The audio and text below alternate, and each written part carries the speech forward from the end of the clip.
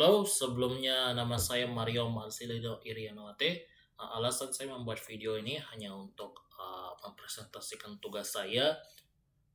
Pada video ini saya akan mempresentasikan uh, bahasa pemrograman COBOL dan Fortran. Sebelum kita masuk ke mengetes pemrograman bahasa COBOL dan Fortran, saya ingin menjelaskan sedikit background tentang dua bahasa program tersebut. Jadi COBOL atau yang disebut sebagai Common Business Oriented Language itu adalah bahasa program yang termasuk dalam kategori bahasa program tingkat tinggi yang digunakan terutama pada pengembangan kebutuhan proses data bisnis secara khusus. COBOL dia diciptakan pada tahun 1959 dan diperkenalkan secara umum pada 1960 oleh Grace Murray Hopper. Beliau disebut sebagai bapak peretas pertama dalam sejarah dan pencipta compiler pertama pada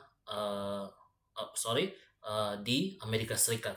COBOL sangat berguna untuk membantu menjalankan program dalam bisnis-bisnis seperti penggajian, dana pensiun, sistem bank, pesan hotel, pesan tiket, dan sebagainya. Sedangkan untuk Fortran atau yang dimaksud sebagai Formula Translator, dia digunakan terutama di bidang matematika, ilmu pengetahuan, dan teknik ketika data-data dalam matematika, ilmu pengetahuan, dan teknik dimasukkan secara komputasi. Fortran ditemukan oleh Bapak John Backus di tahun 1956 di International Business Machine atau IBM di Amerika Serikat. Untuk akhir-akhir ini Fortran memang sudah jarang dipakai, tetapi Fortran masih dipakai untuk high performance computing dan komputasi ilmiah dan teknik.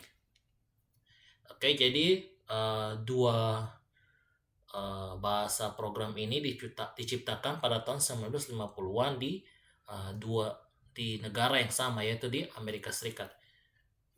Jadi kita bisa lihat di sini dari pertama yaitu COBOL. Di Identification Division dia membagi termasuk program ID yang berfungsi untuk mengetahui nama dari program yang akan dijalankan. Environment Division dia juga ada data division yang terbagi dalam beberapa data seperti jumlah langkah, kalori per 1000 langkah, dan kalori yang akan dibakar. Data-data ini yang nanti akan menjadi perhitungan. Dan juga Procedural Division atau pembagian proses itu di mana dia akan membagikan proses dalam perhitungan sebuah data yang nanti kita akan hitung. Kayak di sini saya ambil saya dalam keseharian saya itu saya merasa penasaran berapa banyak langkah, berapa banyak kalori yang saya habiskan lewat langkah kaki yang biasanya saya olahraga sore. Jadi kalau macam contoh kita bisa lihat di sini display hitung kalori dari langkah, nanti dia akan menampilkan dari sekitar output sini kayak di sini. Dan display masukkan jumlah langkah kaki, dia juga akan menampilkan di output. Nah, kayak contoh kita masukkan di sini, saya sekitar 4.000 langkah yang saya ambil. Coba kita jalankan. Hanya 4.000 langkah saya dapat menghabiskan sekitar 140 kalori. Karena di compute dia ID atau menghitung berapa banyak kalori yang kita habiskan hanya lewat kita masukkan berapa banyak langkah. Kayak contoh kita masukkan 5.000 langkah. 175 kalori. Magic kan?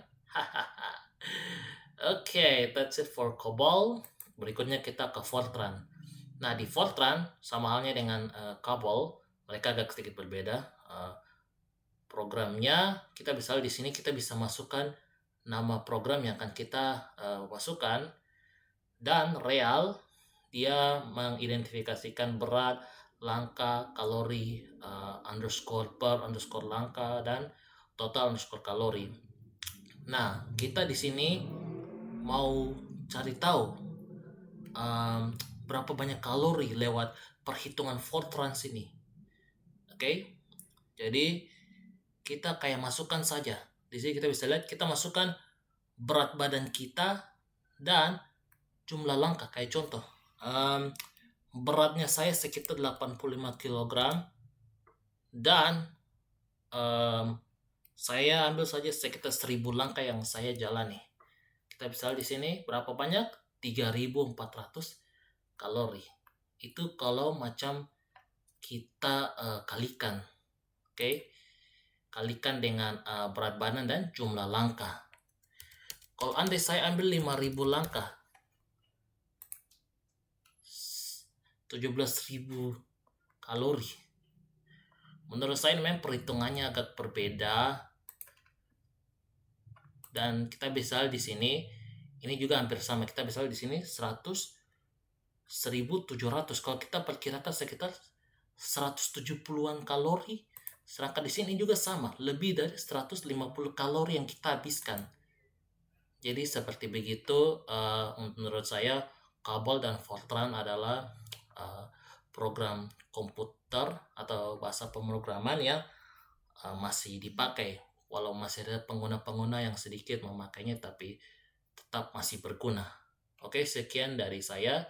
Sebelumnya mohon maaf lah kalau macam bila mana ada kesalahan. Saya mohon maaf, saya masih belajar, masih basic. Memang saya bukan di bagian komputer, tetapi saya berusaha untuk belajar.